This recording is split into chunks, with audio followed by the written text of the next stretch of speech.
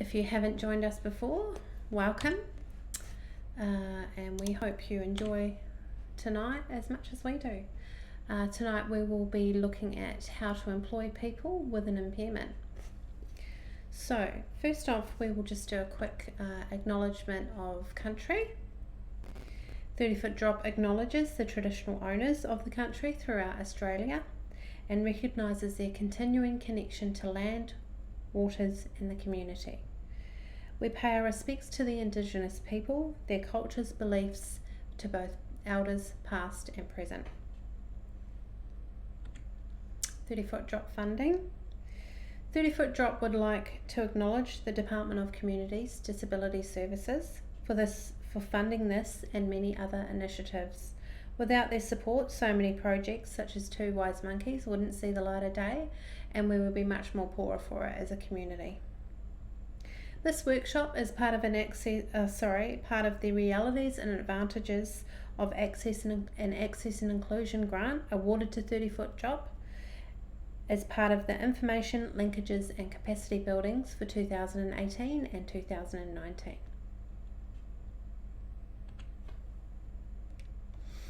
Okay, some housekeeping first up. Unfortunately, we don't have all the resources to stream everything on all the live platforms. So if you have any questions, you will have to head over to our website, which is the link is just below this video, www.30footdrop.com.au/live. There's a live button there. If you just hit that button, you can chat with me and ask any questions along the way. It doesn't even have to be about what I'm talking about tonight. It can be about past webinars. It can be about impairments, disabilities, anything you like. Shoot them away. Okay, so we'll be covering a lot of information tonight. So we advise that anyone watching this webinar to try and minimize any distractions. So grab a pen and paper, grab a cup of tea, coffee, something to eat, so you can take all of this in and get something out of it. We really, really hope you do. Also, if you could please make sure, if you share any of our stuff, any of the 30 Foot Drop stuff or the Two Wise Monkey info, please tag us in those sharings, because the more exposure we can get out there, the better. The more people know about us, the more people know about what we do, the better. All we want to do is support people with impairment and disability, and we feel like so far the message is getting out, but it needs to be out more. Also, if you know anyone with an impairment or a disability, let them know about what we're doing. Tag them in these workshops, tag them and show them our Facebook page. There's lots of people out there with disability impairments that could be looking for work, could be looking for help or advice, and we've got a lot of the answers here with us. Head over to our website and you can see a lot of the information and resources we're looking at today and in the past and future webinars. We'll also be recording this session, so if you wanted to look back on something I've discussed, you can play it back at the end of the webinar, and you can also watch past webinars too. So those webinars will be available to watch on YouTube, Facebook and our Vimeo library, which is on our 30 Foot Drop website. Like I said before, all of the research that I will be talking about is all available on our website. So if you wanted to look anything up, you can go ahead and look on the website. At the end of the webinar, we will be doing a quick survey. It would be really awesome if you guys could take the time to fill that very quick survey out. It's about 5 questions. It just helps us with feedback and how we're going and getting the message out there and what you thought about the webinar. Right, that's the housekeeping. Let's go to the introduction. I am one of the Wise Monkeys. I'm Lisa. I take the webinars alongside Ben, who is the director of the Two Wise Monkeys and the founder of 30 Foot Drop. He is see no evil, and his story is definitely different to mine, but I will let you listen to his story, so you need to come along tomorrow night so that you can check him out. So I am here no evil. Just by looking at me, you probably can't tell what I may suffer from. Through me, you'll realise that you'll hear no evil about impairment. My story is definitely a more hidden one. At the age of 8, I was diagnosed with mild dyslexia. Teachers used to hit me on the head, yell at me, read out my low marks, why are you so dumb, what's wrong with you, making me feel completely dumb and unworthy. But despite these challenges growing up, it made me stronger and more determined to prove these teachers and people wrong that thought I was dumb and I was this and I was that. It doesn't matter. Spelling and being an amazing speller and an amazing mathematician wasn't what I was good at, but I found my passion in art and photography. And you guys out there that may have learning disabilities, I'm sure you will find that passion, whether it be you're good with your hands, you're good building things, you're creative, you're a good singer. There's so many other things out there that you guys can do, and it's just a matter of finding that passion and going with it and not letting those people kick you down, because you can become something and you can be happy with who you are. So I have multiple diplomas in the arts field. I've travelled all around the world with my art degrees. I paint, I take photos, and I just love being creative. I wouldn't have it any other way. I also have a counselling diploma, and at the moment, as well as doing these workshops, I have a photography business. So check it out, Lisa Hall Creative on Facebook and Instagram. So hopefully that all made sense, my story. Just don't let anyone get you down. Just move forward and find those passions, because we can all strive within who we are. Okay, so isn't there supposed to be 3 wise monkeys? I think there is. Where is Speak No Evil? Who is Speak No Evil? Who is the 3rd monkey? Yep, you guessed it, it's you. The aim of today's workshop is to turn you into the wise monkey. You'll begin on a journey of realising that, impairment or not, we are all human and all deserve that chance to be acknowledged and treated in the same way as anyone else. There's just no need and no reason for people to be treated differently. We're all the same. We're all human beings. So hopefully after today you will speak no evil about impairment. Okay, outline a method. So how are we going to get you started on the path of the wise monkey tonight? Well, there's a lot to learn about people with impairment and how to employ these amazing people into your business. First up, we're going to look at disability and employment service providers, what they are and how they can help your business hire one of these people looking for jobs. After that, we'll go through the 5 tips on how you can prepare your business to employ people with disability or impairment. To finish up, we'll have an open forum session where you can ask any questions, but you can also do that along the way, so feel free to do that. How are we going to cover this? What will our teaching method be? The answer is fun and open, honest discussion. You will notice that there is very little written content on the slides, and that's just so that it makes it easy and clear for people to understand. People that might have a learning disorder, or they can't see very well, having to read all the tiny little bits and pieces of writing. There is pictures here so you can easily follow along, and also you can hear clearly. So once again, if you have any questions, please head over to that chat box. Okay, so I'd like to now just go over terminology review, which is an outline on something that gets confused out there, the difference between disability and impairment. So we just want to talk about this to ensure that you understand what the difference is. Okay, disability and impairment.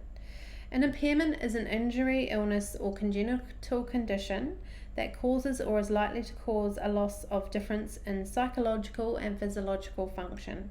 In short, your impairment is your medical diagnosis. So for me, my medical diagnosis, is that I was diagnosed with mild dyslexia. A disability, on the other hand, is a loss or limitation of opportunities to take part in the community as a whole and on an equal level.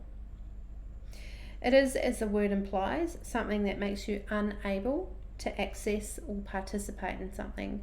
So someone with limited mobility, for example, wouldn't be able to access a building if there were stairs. So they are unable to access that building.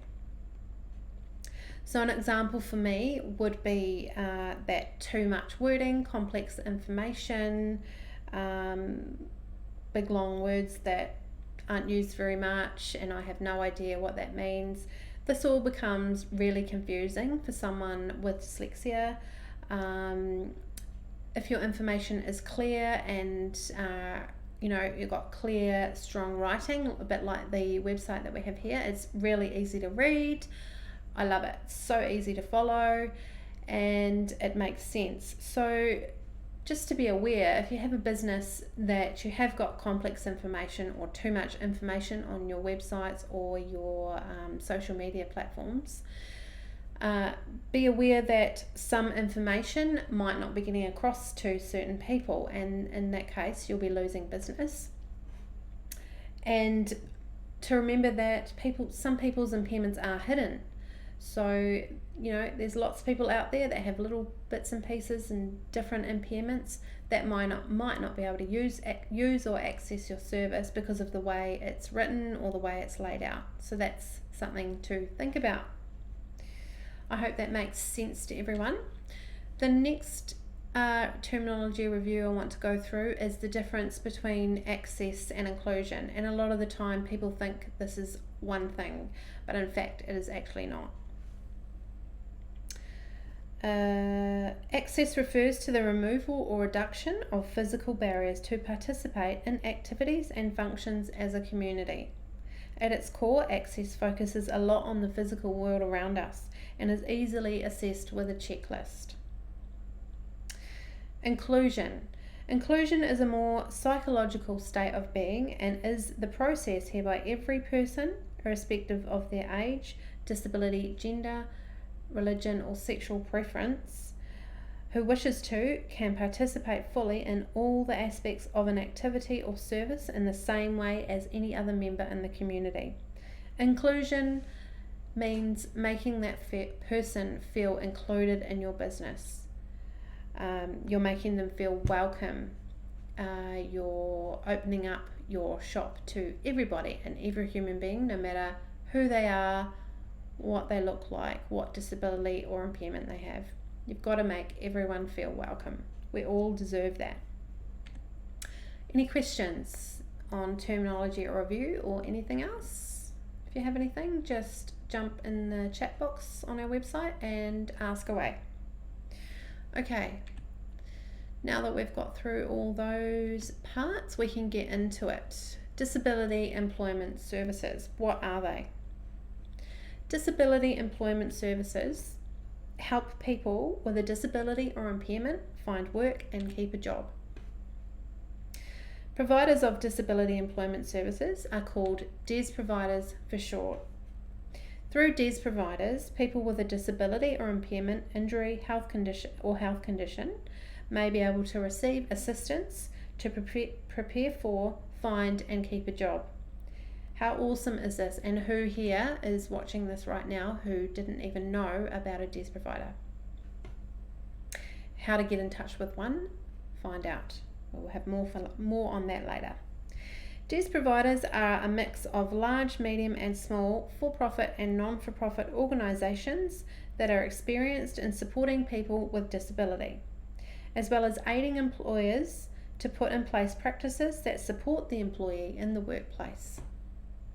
So if you're having trouble finding work, please contact your local DES provider or have a look on our website for more information. The information for this is under the resource library on our website. Okay, how are DES providers funded? They are funded by the government. Providers receive payments for helping participants find and maintain work, which is absolutely awesome. Payments are structured so that providers earn more funding when they place more people into lasting employment. This acts as a great incentive to make sure that the best possible matches are made. So, you're not going to waste your time going to a DES provider, because these people get paid when they place someone in a good employment position. And it's just an amazing thing for people with disability impairment, and I hope that if you haven't heard about it before, that this really helps you. And to get in touch with your DES provider so that you can look for the right job that suits you. Okay, services. There are 3 services that we will go through now. They are job matching, role creation, and support. Okay, so let's go through these. First up is job matching. How do DES providers make sure they find the right match? It's all about understanding both parties, the employee and the employer. DES providers will help and find the job seeker's career history and aspirations.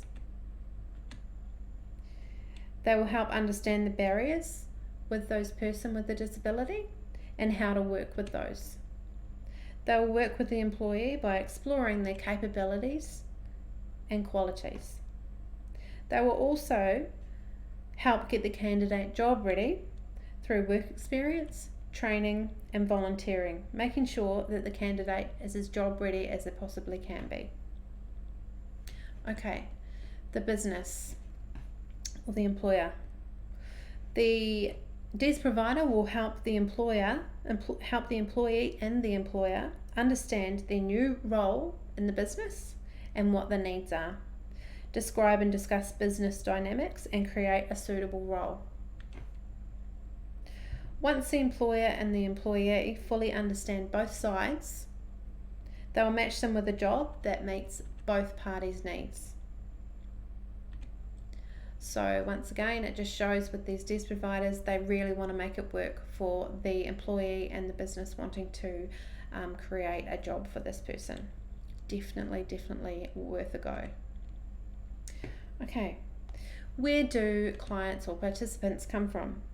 DES candidates are not forced into employment. In saying this, you haven't got someone that is feeling like they are forced to find a job.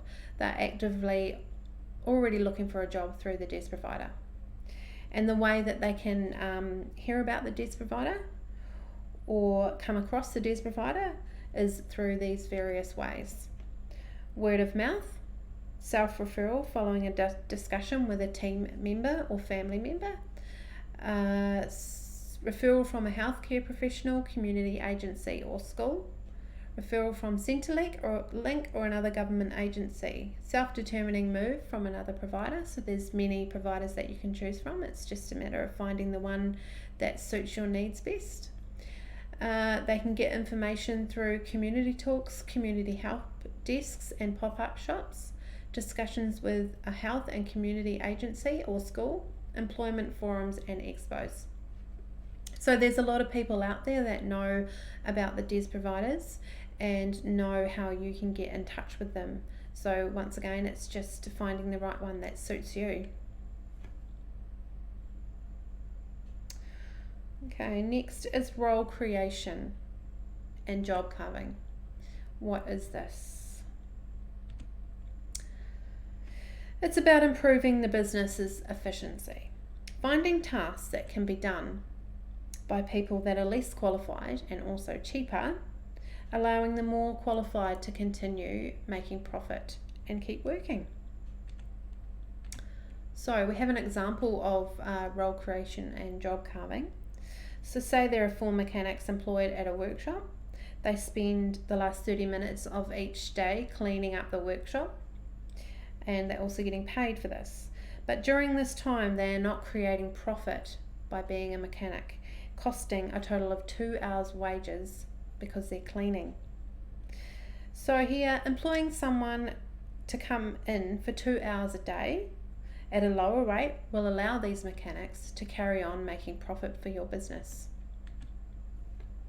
And it also allows someone else to come in and get a job. So how amazing would this feel as a business owner to employ someone that really, really wants that chance at a job? And how beneficial would it be to you as a business owner to save time and money by employing someone who is seeking a job through a DES provider? I noticed the other day in The Good Guys, there was a guy in there and he was in a mobility scooter and he was working there, and it just made me think, wow, that business has done exactly what we're trying to do. Get that message out there, employ people with a disability or impairment. He was happy doing his job, he was helping people, and I thought, that's such an inclusive business. We need more of those around here. So please, if you do want to take up this challenge and go and get yourself a wonderful new employee, head over to the DES provider and get searching. Okay, support. As well as job matching and role creations, the DES providers also offer the following free services, which are candidate support and application assistance. First of all, we'll go through candidate support. DES providers support their candidates in their role by regular on and off site visits, where they ensure the candidate is continuing to understand the employee's expectations and needs. They also look for any requirements that will assist both parties with technology. They monitor the developing requirements and to maintain performance in the employee. They deal with any questions swiftly, and most DES providers will be contactable outside of the office hours.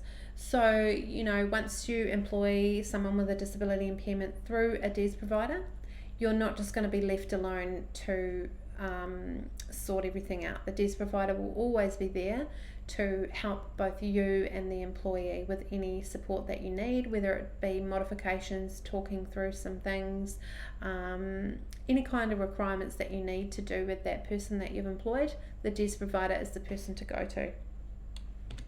Okay, application support. DES providers will provide free assistance in the following applications. They will help you with wage subsidies and find out what subsidies you and your employee may be eligible for. They will work out what modifications may need to be done through job access.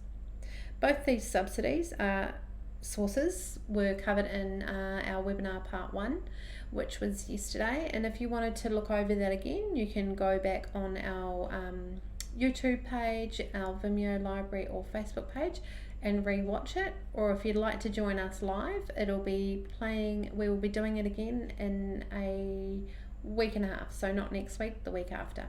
We'll be back at webinar 1. Okay, so how to get started. Get in touch with your local DES provider in your town or region, and if you have any trouble finding out who they may be, you can contact us via a chat, or you can email us either through Facebook, our website, or our Vimeo library. So get in touch with your local DES provider, provide them with all the required information, employ a matched candidate. The DES provider will gather the required evidence and fill out all the paperwork.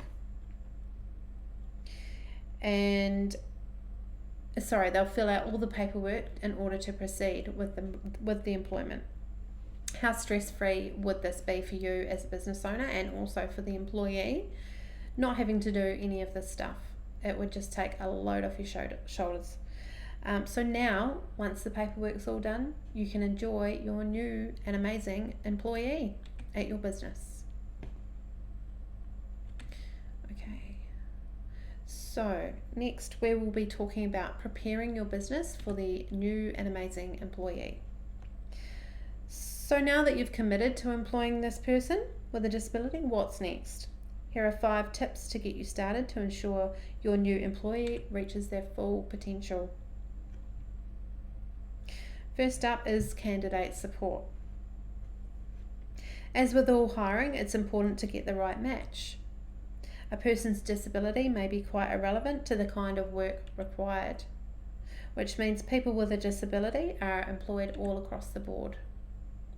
The DES providers will give you access to a far wider talent pool with objective and relevant advice when making your decision. So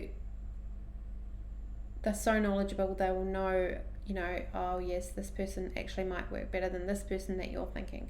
They will make sure that they get you the right person for the job. Next up is disability awareness training. Many people are apprehensive about dealing with a new team member living with a disability or impairment. Conducting targeted training for your staff can address these questions and help people be confident with working with their new employee. This promotes positive attitudes and teamwork and ensures everyone is treated equally and fairly within your business. Funding is available for awareness training through Job Access. Yep. Okay, accessibility. Preparing the workplace so that it is accessible will allow the employee to do their job and help with a smooth onboarding transition, making sure the person feels comfortable and is able to understand what needs to happen. So get the person involved with the onboarding preparation. They will know how best it works for them. Their needs will depend on their disability or their health condition. So everyone is different, their needs are going to be different to someone else. So it's just a matter of adjusting to that and making the best decisions for that person and that person in your business. Funding is available for all the workplace modifications that might need to be done at your workplace. So you need to put a ramp in for someone in a wheelchair, or you need a screen reader for someone that has trouble with vision impairment. All of those things are covered through Job Access.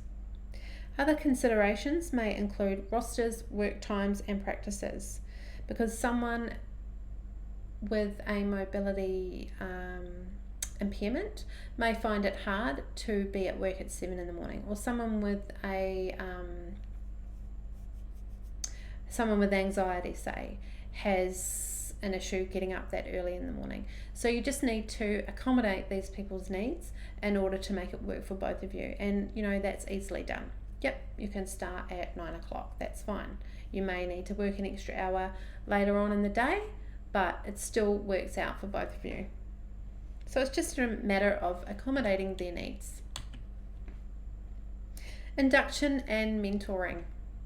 Your new employee should receive an induction relevant to the work-based training and ongoing support with a designated buddy or mentor, especially in the early stages of employment, which is important. So at the new workplace, it's like any other job. You start a new job and you have someone next to you that's going over what the role is, how to do it, and that person's with you for a couple of weeks. So just the same, the person that you've employed through the DES provider is going to need a mentor or a buddy. Think about any reasonable adjustments beforehand that may be necessary to make in the induction and intake process, and to make it as mutually rewarding as possible. Post-placement consult. If your new employee is connected with a DES provider, then they will have a consultant allocated to provide post-placement support completely free of charge. In addition to supporting the employee, the consultant is also intended as a go-to person. So if you have any questions or concerns, you can go to that person, the consultant that's allocated to your employee. And once again, that means that the employee can talk to this person, and you can also talk to that person throughout the whole time. It's not just the beginning of the process. That person is there the whole time you've employed that person. In addition to supporting the employee, the consultant is a free resource to you and your team and ensures things run as smoothly as possible in the first few months. The DES provider wants to make the work placement work and be as successful as possible. So there's so much that the DES provider can offer you as a business. Most, all the stuff is done for you. It's just a matter of ringing the DES provider up and saying, hey, I've got this cleaning job that I would love to offer someone at your place. DES providers are more than happy to help, answer any questions before you move on to the next step. There's always people looking for work, and it's just a matter of giving these people that chance. And we all deserve that chance to have a job and support our family. That's just what everyone wants in life. We want to feel good, we want to feel happy, and we want to feel like we're contributing to our family. Okay, so now that is the end of webinar part 2. I hope you all enjoyed it. And if you have to go, could you please, before you go, head over to our website and fill out the survey. So look for survey part 2, and there's 5 questions that you just need to tick, yes or no, this and that, and you're done. Easy peasy. So for the next 5 minutes, I will turn the video off, and I'd like to ask anyone to jump on the chat session and ask me any questions about what I have just talked about in part 2, or if it's anything to do with past webinars or 30-foot drop or two-ways monkeys, anything you like. You can jump into the chat box and ask me any questions. I will see you guys back here in 5 minutes. See you soon.